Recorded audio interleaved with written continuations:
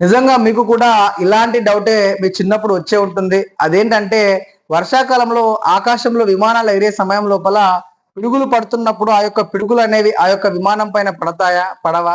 మరి ఒకవేళ విమానం పైన పడితే ఆ యొక్క విమానం ఏమవుతుంది? మరి పిడుగులు పడేటువంటి సమయంలో విమానంలో ఉన్నటువంటి సిబ్బంది ఏ రకమైనటువంటి జాగ్రత్తలు తీసుకుంటారు? మరి పిడుగులు అనేవి ఎందుకోసం పడతాయి?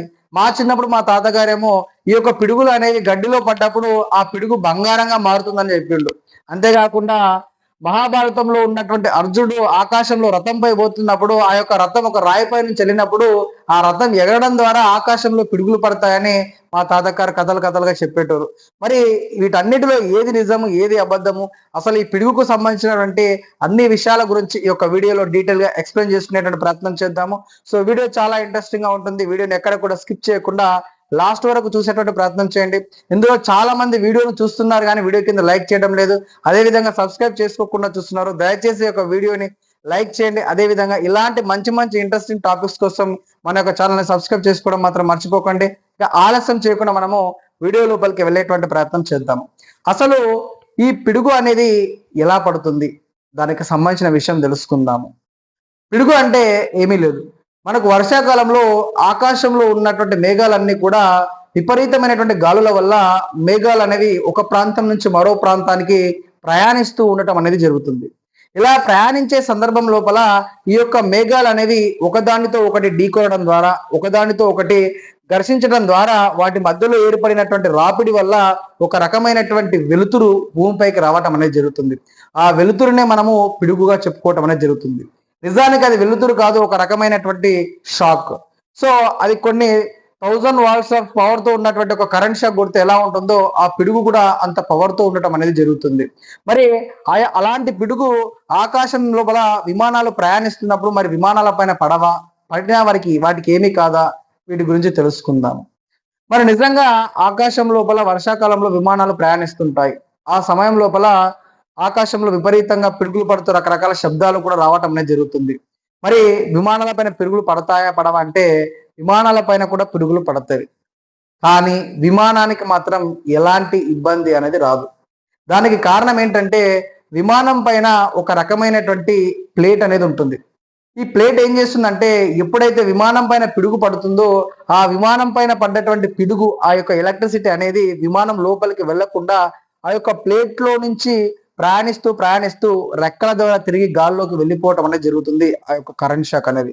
సో ఆ విధంగా విమానాలు మొత్తం కూడా ఆ యొక్క మెటల్ తో తయారు చేయబడి ఉంటుంది కాబట్టి ఎప్పుడైతే ఆ యొక్క పిడుగు విమానం పైన పడుతుందో ఆ పిడుగు నుంచి వచ్చేటువంటి ఎలక్ట్రిసిటీ అనేది లోపలికి ప్రవహించకుండా విమానం పైభాగం మొత్తం కూడా ఒక రకమైన మెటల్ తో తయారు చేయబడి ఉంటుంది. అందుకోసమే ఆ యొక్క ఎలక్ట్రిసిటీ అనేది లోపలికి ప్రవహించకుండా అది అడ్డుకోవటం అనేది జరుగుతుంది.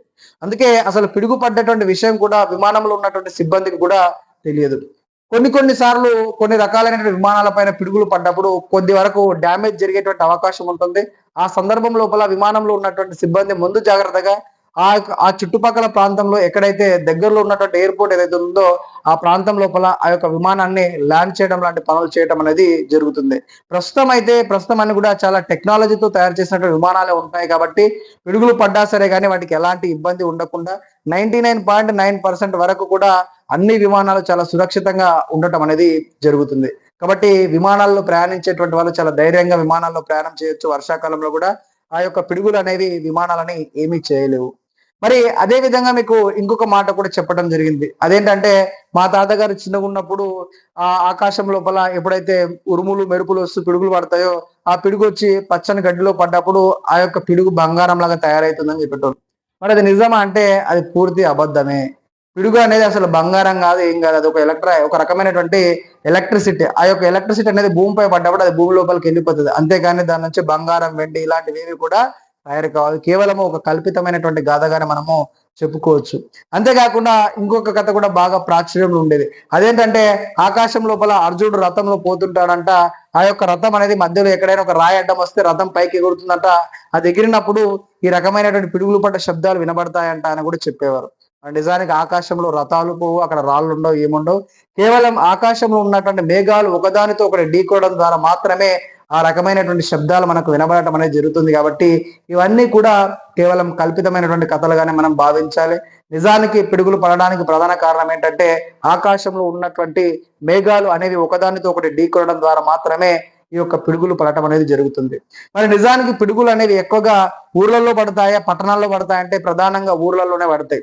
ఊర్లలో ఎందుకోసం పడతాయంటే ఊర్ల లోపల దాదాపు చాలా ఎత్తుగా ఉండేటువంటి టవర్స్ కావచ్చు, చెట్లు కావచ్చు ఎక్కువగా ఉండవు. చెట్లుంటే ఆ చెట్ల పైన పడతాయి కానీ మరి సిటీలో అయితేనేమో మీరు బాగా అబ్జర్వ్ చేసినట్టయితే ప్రతి గల్లీ, ప్రతి ప్రాంతంలో ఒక టవర్ ఉంటుంది. మరి అందుకోసమే పట్టణాల లోపల ఎక్కువగా పిడుగులు పడవు. ఒకవేళ పిడుగు పడ్డా సరే కానీ అవి టవర్ల పైన పడి ఆ టవర్ నుంచి మళ్ళీ భూమి లోపలికి వెళ్ళిపోవటం అనేది జరుగుతుంది. కానీ ఊర్లలో ఆ విధంగా అవకాశం ఉండదు. ప్రస్తుతం అయితే దాదాపు ప్రతి ఊర్లో కూడా టవర్లు ఉంటాయి కాబట్టి ఊర్లలో కూడా ప్రస్తుతం పిడుగులు పడటం లేదు. కానీ నా చిన్నప్పుడు మాత్రం ఈ యొక్క టవర్లు లేనటువంటి సమయంలో మాత్రము చాలా మంది ఊర్లలో ఉండేటువంటి ప్రజలు వర్షం పడే సమయం లోపల వాళ్ళ ఇంటి పై భాగానికి వెళ్ళి బట్టలు ఇంకా కొన్ని రకాలైనటువంటి వస్తువులు తీసుకోవడం కోసం మిద్దె పైకి వెళ్ళి పిడుగుపడి చనిపోయినటువంటి సందర్భాలు అనేకంగా ఉండేవి. ఎందుకోసం అంటే మనం మిద్దె పైకి ఎక్కినప్పుడు ఆకాశం నుంచి మన ఊర్లో చూసుకున్నట్టయితే మనమే చాలా ఎత్తులో ఉంటాం కాబట్టి ఏవైతే ఎత్తులో ఉంటాయో ఆ యొక్క ఎత్తు ప్రదేశాల పైన పిడుగులు పడతాయి కాబట్టి ఆ విధంగా ఊర్ల లోపల మిద్దెల పైకి ఎవరైతే ఎక్కుతారో వాళ్ళ పైన పిడుగులు పడి చనిపోవటం అనేది జరిగేది. అందుకోసమే మీరు కూడా ఎప్పుడైనా జీవితంలో ఎక్కడైనా ఒక పెద్ద ఇల్లు కట్టుకున్నట్టయితే మీ ఇంటికంటే ఎత్తు లోపల ఏదైనా ఒక ఇనుప చువ్వని ఉంచటం అనేది చేయండి. ఎందుకోసం అంటే పిడుగులు పడినా సరే కానీ మీ ఇంటికి ఎలాంటి డ్యామేజ్ కాకుండా ఆ ఇనుప చువ్వ ఏదైతే ఉంటుందో దాని నుంచి ఆ యొక్క ఎలక్ట్రిసిటీ అనేది భూమి లోపలికి వెళ్ళిపోవటం అనేది జరుగుతుంది. ఈ యొక్క వీడియో ద్వారా ఈ విషయాలు ఎందుకోసం చెప్పదలుచుకున్నా అంటే ప్రస్తుత కాలం లోపల ఈ యొక్క పిడుగు బారిన పడి చాలా మంది వ్యక్తులు చనిపోవటం అనేది జరుగుతుంది. కాబట్టి ఈ యొక్క పిడుగుకు సంబంధించిన విషయాలపైన చాలా మందికి అవగాహన కల్పించాలన్న ఉద్దేశంతో ఈ యొక్క వీడియో అనేది చేయడం జరిగింది. పిడుగులు పడేటువంటి సమయం లోపల చెట్ల కింద కానీ, నీటికి దగ్గర కానీ, జంతువుల పక్కన కానీ ఉండటం అనేది కూడా చాలా వరకు ప్రమాదం. కాబట్టి వాటికి దూరంగా ఉండేటువంటి ప్రయత్నం చేయండి. మీరు ఒకవేళ ఎత్తైనటువంటి ప్రాంతాల్లో ఉంటే ఆ సమయం లోపల ఖచ్చితంగా మీరు ఎత్తైన ప్రాంతం నుంచి అతి తక్కువ ఎత్తున్నటువంటి ప్రాంతానికి వెళ్ళేటువంటి ప్రయత్నం చేయండి. మీ చుట్టుపక్కల అసలు మీ ఎత్తైన ప్రాంతం ముందు ఎక్కడికి వెళ్ళడానికి లేదు అన్నటువంటి పరిస్థితి ఉన్నప్పుడు మీ యొక్క 2 చేతులను కూడా కింద కూర్చొని మీ 2 చేతులను మోకాలకు అడ్డు పెట్టుకుని అలాగే వర్షం పడేటువంటి సేపు కిందగానే కూర్చోవటం అనే ఒక బాల్లాగా కూర్చున్నట్టయితే పిడుగు అనేది మీ పైన పడకుండా ఉండేటువంటి అవకాశం ఉంటుంది. కాబట్టి వర్షం పడేటువంటి సమయంలో కూడా ఎట్టి పరిస్థితుల్లో కూడా ఎక్కడ కూడా నిలబడొద్దు. నిలబడితే కూడా ఖచ్చితంగా మన పైన పిడుగు పడేటువంటి అవకాశం ఉంటుంది. అదే విధంగా మీరు బైక్ల పైన వెళ్ళేటప్పుడు కూడా సెల్ ఫోన్లు ఉంటాయి. సెల్ ఫోన్ లో మాట్లాడుకుంటూ వెళ్తుంటారు. అలా సెల్ ఫోన్లలో మాట్లాడడం ద్వారా కూడా మీరు వాహనాలపై ప్రయాణిస్తున్నప్పుడు మీ పైన పిడుగుపడేటువంటి అవకాశం ఉంటుంది. కాబట్టి ఎట్టి పరిస్థితుల్లో కూడా మొబైల్లో మాట్లాడేటువంటి పనులు మాత్రం చేయకండి. సో ఈ యొక్క నియమాలన్నీ మీరు పాటిస్తారన్న ఉద్దేశంతో ఈ యొక్క వీడియోలో మీ అందరికీ తెలియజేసేటువంటి ప్రయత్నం చేశాను.